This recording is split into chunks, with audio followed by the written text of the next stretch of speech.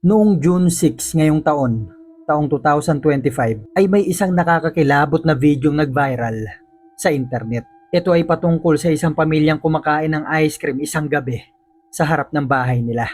Ang video na to ay pagmamayari ni Heather Paul sa TikTok na nakatira sa Philadelphia, Pennsylvania. Nung gabi na yon, habang kumakain sila ng ice cream at tinataboy ni Heather yung mga lamok, ay hindi niya sinasadyang napaharap siya sa harap ng bahay nila. At dito ay may napansin siyang may babae palang naglalakad dito na nagpakilabot sa kanya. Alas 10 pa lang ng gabi noong mga oras na yon. Hindi naman nakakagulat na may maglalakad dito mga tao. Pero ang ikinatakot ni Heather ay nakangiti yung matandang babae na to habang naglalakad at nakasuot ng uniforme ng nurse. Ang napansin pa ni Heather yung pang nurse na uniform na yon ay mga uniformeng pang 1950s. Napabulong na lang si Heather na natakot daw siya dun sa babae. Pero tanong ng tanong yung anak niya kung ano daw yung sinasabi niya dahil hindi siya nito marinig. Paulit-ulit sinabi ni Heather na natakot daw siya dun sa babae.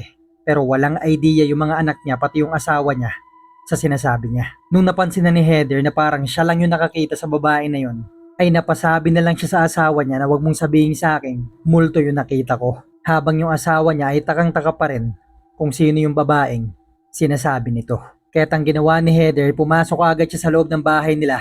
At dito ay nireview nila at pinanood yung CCTV footage nila sa harap ng bahay. So last night we're outside, we're having ice cream, it's a nice night, and I see this lady just like appear out of nowhere, and I'm trying to remember what her face looked like, and I can't, like it's not coming to me. But I know she just had like this weird smile on her face. It just immediately creeped me out, so I just kind of like jumped.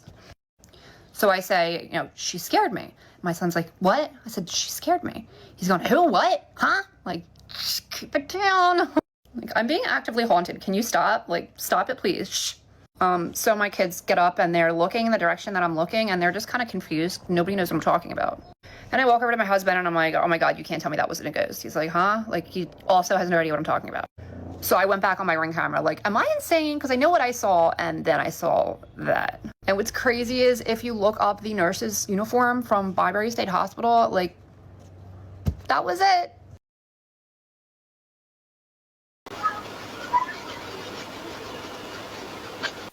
There's like little mosquitoes. What kind of going on there?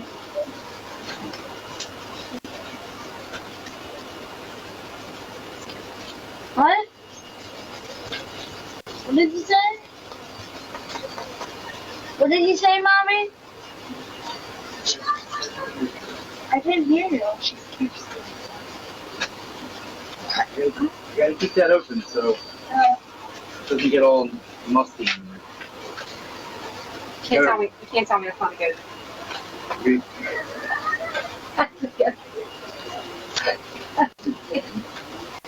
Ang nakakakilabot pa dito, sabi nung tatay ni Heather na dating nakatira dun mismo sa bahay nila Heather, ay parang yung kapitbahay daw nila to dati na ang pangalan ay Linda, na nakatira lang mismo noon sa kaliwang bahay ng bahay nila.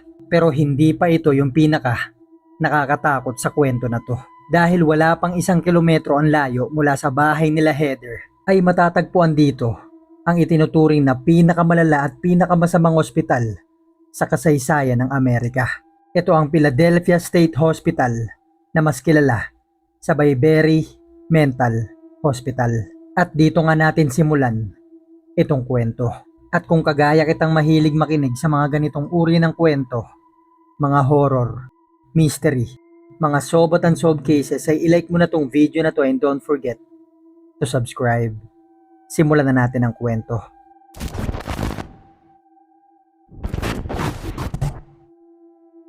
Noong taong 1906 ay nagsimulang iplano at itayo ang Byberry Mental Asylum sa Philadelphia, Pennsylvania. Mahigit sa 100 taon na ang nakakalipas. At nung natapos yung unang building noong 1907 ay nagsimula na silang tumanggap ng mga pasyente. Naisipan ng lugar na magtayo ng asylum dahil sa dami ng mga kasong nangangailangan ng ganitong serbisyo. Nung unang 3 taon ay dumami kaagad ng dumami yung mga pasyente nila.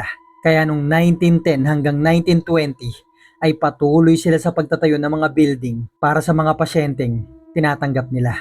Yung mga building na yan ay kasama yung mga dormitoryo, lutuan ng mga pagkain ng mga pasyente pati ng mga staff, palabahan, opisina, at meron pa nga sila ditong 2 power plant. Malawak din yung taniman nila ng mga gulay kung saan sila kumukuha ng mga pagkain. Ang kaso nga lang dahil sa epekto ng World War I ay nagsimula silang kapusin sa mga gamit at pera kaya yung ilan sa mga building na yan ay napabayaan. Kasabay naman ito ang patuloy na pagdami ng mga pasyente nila. Noong 1920 hanggang 1930 ay umabot na sa 50 building ang meron ang Bayberry Mental Asylum. Ang nakakalungkot lang dito dahil sa dami ng mga building na yan ay ginawa naman itong takas ng mga taong ayaw ng alagaan yung mga matatanda nilang mga magulang. Karamihan sa mga pasyente dito ay mga matatandang ayaw ng alagaan ng mga anak nila. Yung iba naman ay yung mga batang may epilepsy, developmental disabilities, at yung iba dito ay yung mga taong may kapansanan na ayaw ng alagaan ng kani-kanilang mga pamilya. Umabot na sa mahigit 5,000 ang mga naging pasyente dito kaya't kinailangan ng Bayberry Asylum ng mga taong makakatulong nila. Ang nakakalungkot lang dito ang mga taong tinanggap nila para mag-alaga sa mga may sakit at matatanda ay mga taong walang pasensya at konsensya. Dito na nagsimula yung mga kwento-kwento na sinasaktan ng mga staff yung mga pasyente sa asylum. Hindi nila pinapakain ng maayos, hindi nililinis yung mga kwarto, hindi pinapaliguan yung mga pasyente. Ang dahilan nila kaya daw ito nangyari, yung isang building dito ay 3 lang yung mga nagbabantay habang 800 yung mga pasyenteng binabantayan nila. Isipin na lang natin kung gaano naging kadumi yung bawat kwarto sa building na to. Hanggang noong 1936 nung hindi na kinakaya ng ospital yung mga gastusin ay ipinasa na nila to sa mga namamahala sa Pennsylvania. At mula 1936 hanggang 1940 ay sinubukan nilang ayusin yung ospital na noon ay nagsimula na nilang tawagin na Philadelphia State Hospital. Pero noong mga taon na to na inaakala nilang inaayos na yung bawat building dito ay lumala lang pala ng lumala yung sitwasyon. Nung pumutok na yung balita patungkol sa digmaan o World War II, inobliga ng gobyerno ng Amerika na bawat lalaki ay sumabak sa gera at ipagtanggol yung bansa nila. Pero 40,000 sa mga to ay mga tumangging sumabak sa gera dahil sa paniniwala nilang pangrelihiyon. Kaya't ang ginawa ng gobyerno ng Amerika imbis na ipadala sila sa gera ay ipinadala sila sa bawat mental asylum sa kabuuan ng Amerika. At dito ay magiging obligado silang magtrabaho dito imbis na sumabak sa gera. At dito na nga nagsimula yung kwento ni Charles Lord at ni Warren Sawyer na silang naipadala sa Bayberry Mental Asylum at dito nila nasaksihan ang pinakamalalang ospital sa kabuuan ng Amerika. Nung dumating silang dalawa dun sa ospital, ang tanging misyon nila ay matulungan yung mga pasyente dito. Ang kaso nga lang yung unang building na pinasukan nila ay meron lang 3 taong nagbabantay sa 350 mga pasyenteng may sakit sa pag-iisip. Natoka sila sa paglilinis at paglalaba ng mga damit ng mga pasyente pero sa kabila ng ilang oras nilang paglalaba sa mga damit ng mga to ay nananatili pa rin yung mga dumi at amoy sa mga tela na yon. Dahil na rin siguro sa tagal ng panahon bago ito nalabhan. Yung building na yon na may 350 mga pasyente na may 3 tao lang na nagbabantay ay tinatawag na incontinent ward o A building. At ang bawat kwarto sa building na yon ay walang laman na kahit ano, kundi mga pasyente lang.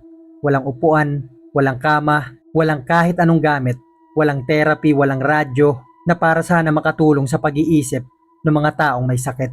Pero dahil nga wala silang kahit anong activity sa bawat kwarto na yon, ay lumala lang ng lumala yung mga sakit nila. Siksikan sila sa bawat kwarto, mga nakahiga lang sa sahig. Dito na sila dumudumi. Dito na rin sila umiihi. Mga pasyenteng bihira ng paliguan, bihira ng pakainin kaya halos araw-araw ay may namamatay sa mga to. Ngayon ay pumunta naman tayo sa Building B o mas kilala sa tinatawag na Violent Ward. Ang tawag pa nga ng ilan sa mga staff dito ay Death House. Dahil dito naman sa building na to nagsisiksikan yung mga pasyenteng nananakit ng kapwa pasyente at mga pasyenteng may kaso sa pananakit sa mga staff. Pagpasok mo sa mga kwarto ng building na to ay wala kang makikita kundi mga pasyenteng nakatali sa kanilang mga higaan. Kapag nagwawala yung mga to, imbis na painumin ng gamot ay tinatali nila to hanggang sa kumalma. Na yung ilan sa mga pasyente na to ay hindi kumakalma at sigaw ng ilang araw. Kaya naman ilang araw din sila bago balikan ng mga staff. May isa pang insidente dito na yung isang pasyente ay nakawala sa pagkakatali Nakakuha siya ng kutsara at isinaksak sa kapwa niya pasyente ng paulit-ulit sa leeg. May ilang pasyente pa dito na nakawala rin sa pagkakatali at umakyat sa pinakatuktok ng building at dito sila mga nalaglag. Hindi mabilang ng mga staff kung gaano nakarami yung ganitong mga kaso. Meron pang insidente dito na yung isang building ay naiwanang bukas ng mga staff kaya naman naglabasan yung mga pasyente. Yung iba sa mga to ay nagsitalunan sa mga bintana sa rooftop kaya't karamihan sa kanila ay namatay. Yung mga pasyente naman na nakalabas sa pintuan ay mga pasyenteng may sakit sa pag-iisip at mga nakahubot-hubad na nagpagala-gala sa Pennsylvania. At nagdulot ito ng malaking problema sa lugar. Sa tingin ng ibang mga tao ay pinabayaan talaga ng mga bantay yung building na yun na bukas para magsilabasan yung mga pasyente nila at mabawasan yung binabantayan nila. Mahigpit naman itong itinanggi ng mga nagbabantay sa mga to. Sa isang building naman ay nasaksihan ni Charles at ni Warren kung paano saktan ng mga staff yung mga matatandang binabantayan nila. Meron pang insidente dito na may matandang nagwawala. Ang ginawa ng mga nagbabantay dito ay hinila nila to sa paa papasok sa kwarto. Wala na rin silang therapy ginagawa sa mga to. Kulang na rin sila sa mga gamot. Kulang na kulang sa mga tao. Maraming namatay sa building na yon dahil sa impeksyon, kapayatan. Yung iba ay namatay sa lamig dahil wala na mga takip yung ilan sa mga kwarto dito. Walang mga kama, walang mga kumot, walang mga unan. Basta't nagsisiksikan lang sila sa isang sahig na magkakatabi, mga nakahubot-hubad. May isang pasyente pa nga ditong umiiyak dahil masakit daw yung ngipin niya. Ang ginawa ng mga staff ay itinali nila to sa upuan at tinanggal nila yung ngipin nito nang walang kahit anong anesthesia. Maraming mga taong nagtangkang bumalik sa Bayberry Mental Asylum para kunin yung mga kamag-anak nila dito matapos marinig yung mga kwento-kwentong sinasaktan ng mga to yung mga pasyente nila. Pero ang sabi ng mga staff sa mga to ay wala na daw dun yung mga kamag-anak nila. Sa tingin nila ay namatay na yung mga to at kinremate sa ilalim ng mga building. Kagaya ng ginagawa ng mga to sa mga pasyenteng namamatay dahil sa mga sakit at mga tumatalon sa mga rooftop. Tinanong ng mga tao kung saan napunta yung mga kamag-anak nila pero wala silang matanggap na mga sagot. Ang sabi ng mga to ay basta't wala na dito yung pasyente na yon. Hindi malaman kung namatay ba, nakawala, basta't kinailangan na lang nila tanggapin na wala na dun o wala na yung mga kamag-anak nila. Ang isa sa mga pinakamalalang nasaksihan ni Charlie at ni Warren ay yung tinatawag ng mga staff dito na water cure. Ang ginagawa ng mga to ay kumukuha sila ng basang tela, ipinupulupot nila to sa leeg ng pasyente at dito nila pinipiga. Siyempre habang pinipiga nila to ay pahigpit din ng pahigpit yung tela sa leeg ng pasyente at patuloy nila tong ginagawa hanggang mawalan ito ng malay. Yung ilan sa mga doktor dito ay gumawa rin ng mga human experiment, mga bagay na hindi natin pwedeng ilabas sa video na to. Ang ginawa ni na Charlie at Warren ay palihim nilang pinicturan yung sitwasyon ng bawat building sa asylum na to at ipinakalat nila. At nagdulot ito ng national scandal. Isa sa mga journalist na nakakita ng mga picture na to na si Albert Dush ay ginawan niya to ng libro na pinamagatan niya na The Shame of the States, na kung saan isiniwalat niya dito ang mga nakakabahala at hindi makataong nangyari sa loob ng ospital na to. Na halos lahat ng mga pasyente ay hindi pinaliliguan, hindi nililinisan ng mga kwarto, na ultimo sa mga daanan lang ng mga building ay may mga dumi ka makikita, may bakas pa ng mga dugo sa paligid. Yung mga pasyente ay walang kasuotan at hindi na rin mabilang yung mga pasyente dito sa sobrang dami. Na ang sabi pa nga ng mga tao ay mas malala pa daw ito sa kulungan. Ang sabi naman ng iba nung nakita nila yung ilan sa mga litrato, yung mga pasyente daw dito ay parang mga hayop na nagsisiksikan sa isang kulungan. At noong 1950s hanggang 1960s ay nakuha ng ospital na to ang atensyon ng Amerika. Sa kabila nito, sa kabila ng ingay na nagawa ng ospital, ay wala pa ring mga institusyon o mga taong nagtangkang tumulong dito. Kaya noong mga taon na to ay patuloy pa rin ganito yung sitwasyon sa asylum. Kulang sa mga tao, maduming mga building, walang pagkain, walang kahit anong gamot at equipment na makakatulong sa mga pasyente. At noong 1970s hanggang 1980s ay nagsimula ng kumilos yung gobyerno at inilipat yung ilang mga pasyente sa ibang mga ospital para mapakonte yung mga pasyente dito. At yung mga pasyente na to na nailipat ng ibang ospital ay silang mga nagsigaling at nagpatuloy sa mga buhay nila.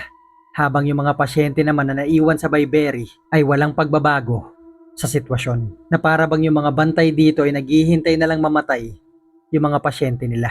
At dahil sa lala nung iskandal na nagawa ng ospital noong 1987 ay napagpasyahan na nila itong isara. Inilipat nila yung mga pasyente dito sa iba't ibang institusyon at community programs. Na siyang nagpagaling sa mga to, yung iba pa nga sa kanila ay nag-volunteer na pumunta rin sa ibang mga asylum para magbantay sa mga tao dito. May isang babae naging pasyente ng Bayberry Mental Asylum na si Anna Jennings. Dinala siya dito ng mga magulang niya noong 1984 sa kabila ng napakarami ng iskandal na kwento-kwento ng ospital. At dito, imbis na gumaling siya at gamutin, ay nakaranas pa siya ng mga pang-aabuso sa mga doktor at mga staff na nagbabantay sa kanya. Meron pang punto na pinagsamantalahan siya ng mga to. Matapos ipasarado yung Bayberry Mental Asylum, yung ilan sa mga kamag-anak ng mga pasyente dito ay nagalit dahil ayaw na nilang makasama yung mga kamag-anak nilang pasyente dito dahil baka sila naman yung sakta ng mga to. Pero nung nailipat yung mga to sa ibang ospital matapos masarado yung Bayberry, ay naging maayos yung buhay ng mga to. Yung ilan pa nga sa kanila ay naging mental health worker. Dahil sa lala na mga nangyari sa loob ng asylum na to ay hindi maiiwasang marami ang mga kakilakilabot na mga kwento at karanasan ng ilang mga nagtrabaho dito. Ang sabi pa nung iba lalo ng mga maintenance worker ay kadalasan daw sila nakakarinig ng mga sigaw dito sa kabila nung ilan sa mga building na to ay bakante na ng ilang taon. May isang nurse na nagtrabaho dito noong 1970s at siyang nagkwento ng karanasan niya sa asylum. Ang kwento ng nurse na to, ang trabaho niya daw ay magdala ng mga pagkain sa mga pasyente sa building na tinatawag na The Pits. Ang mga pasyente dito ay tinatawag na unruly o hopeless o wala ng pag-asa. Kaya naman lahat ng mga to ay nakatali. Hindi na pinakakawalan yung mga to sa pagkakatali nila dahil nananakit yung mga to. Yung isa pa sa mga pasyente dito ay nakatali lang at nakahiga sa sahig. Balubaluktot na yung katawan nito. Puro sugat ang katawan nito. Wala ng mga kuko sa daliri sa kakakaskas sa mga pader. Makikita mo daw sa mukha ng mga to na wala silang gustong gawin kundi makawala. Makawala man sa pagkakatali nila o makawala talaga dun sa ospital. Karamihan sa mga pasyente na to sa building na tinatawag nga na The Pits ay puro na dumi at mga dugo yung bawat kwarto ng mga to. Siksika ng mga pasyente, hindi na pinapaliguan at bihira ng pakainin. May isa pang nurse dito na umalis kaagad sa Bayberry Asylum pagkatapos niya makarinig ng mga sigaw sa isang kwarto na para bang nagsasakitan yung mga pasyente dito. Nagmadali siyang tumakbo dun sa kwarto para buksan yung pinto, pero pagbukas niya ng pintuan ay bakante yung kwarto na yun. Mula nun ay hindi na ulit pumasok yung nurse na yun. Ayon naman sa mga pasyenteng naging pasyente ng asylum na to na silang mga nagsigaling, ay iba daw talaga yung Bayberry Mental Asylum. Noong mga panahon nandito daw sila at dito sila natutulog, nagigising sila sa kalagitnaan ng gabi dahil may mga taong sumisilip sa bintana nila. Sa kabila ng nasa pang-apat na palapag, yung bintana na yon na walang aapakan kung sino man yung mga tao na to na sumisilip. Sinusubukan nila tong ikwento sa mga staff pero hindi sila pinapakinggan ng mga to dahil tinuturing nga silang may sakit sa pag-iisip. Kinalaunan ay inamin din ng mga bantay nila na sa sarili nilang building at kwarto ay nakakakita rin sila ng mga taong sumisilip sa mga bintana nila, mga taong namatay dun sa asylum. May isa pang kwento dito ng isang maintenance worker. Nung isang gabi ay kinailangan niyang pumunta sa basement ng isa sa mga pinakamalalang building ng asylum dahil nawalan ng tubig yung facility. Natatakot siyang pumunta dito mag-isa. Pero ang sabi ng ilang mga nurse ay susunod daw sila dun sa basement dahil may kailangan din silang i-check. At siyang maintenance ang naunang bumaba dun sa basement. Dahan-dahan lang siya naglalakad ng hagdan dahil hinihintay niya nga yung mga nurse na bumaba dito para may kasabay siya. Nung nakarinig na siya ng mga yapak sa likod niya, ay nagsimula na siya maglakad pababa. Nung nasa pinakababa na siya ng hagdan ng basement, ay huminto siya dito para hintayin yung mga nurse. Pero ilang minuto na ang lumilipas, ay wala pa rin siya nakikitang mga nurse dito. Ang tanging naririnig niya lang ay mga yapak ng paa pababa ng hagdan pero wala siya nakikitang mga nurse na bumababa dito. Ang tanging naramdaman niya lang ng mga oras na yun ay takot. Kasabay pa nito yung pakiramdam na parang may mga taong nanonood sa kanya. Hindi niya natinignan yung dapat niyang puntahan dun sa basement at nagmadali na siyang tumakbo palabas ng building. Ang pinaka nakakatakot pa dito, sa basement na yun dinadaan yung mga pasyenteng namamatay. At nandito rin yung kwarto kung saan nila kinekremate yung mga to. Mula nung nagsarado yung asylum na to, ay maraming mga taong pumupunta dito para makita yung loob ng mga building at marami rin mga paranormal groups na pumupunta at natutulog sa bawat building na to. Kaya naman noong 2006 ay napagpasyahan na nilang i-demolish yung mga building dito. At paunti-unti sa mismong lupa kung saan nakatayo yung 50 building ng asylum na to ay isa na ngayong residential area. Ngayon ay pumunta na tayo sa pinaka nakakakilabot na part sa kwento na to. Balikan natin ngayon yung video ni Heather Paul na pinost niya noong June 6 ngayong taon. Ang pagkakapaliwanag ni Heather dun sa matandang nakita niya ay nakatungo daw ito naglalakad habang nakangiti at naka-uniforme na pang nurse noong 1950s. Nakaparehong kapareho na mga uniforme na nagtrabaho sa Bayberry Mental Asylum. Hanggang sa kumalat na nga yung video na to at maraming mga tao ang nagbigay ng kanya-kanya nilang mga opinion. Ang nakapagtataka lang dito kung paanong kitang-kita ni Heather yung babae na yun pati nung CCTV footage ay hindi naman ito nakita ng mga anak niya pati nung asawa niya. At hanggang sa pagkalat ng video na to ay napanood ito nung tatay ni Heather na siyang lumaki sa bahay na tinitira nila. At yung tatay nga ni Heather ang nagsabi nakamukha daw nung babaeng naka-uniforme na pang nurse dun sa CCTV yung dati nilang kapitbahay na si Linda. Dito na lalong kinalabutan yung mga taong nakapanood nung video na to. Dahil si Linda na binabanggit nung tatay niya na nakatira noon sa bahay sa kaliwa nila ay naging nurse nung 1950 sa Bayberry Mental Asylum. Ang nakakakilabot pa dito, si Linda ay pumapasok sa asylum tuwing alas 10 ng gabi. Parehong oras kung kailan dumaan yung matandang babaeng naka-uniforme na pang nurse. Mag-iwan na lang kayo ng comment kung ano masasabi nyo sa kwento na to. Thank you for watching guys. Magkita-kita na lang tayo sa susunod na kwento.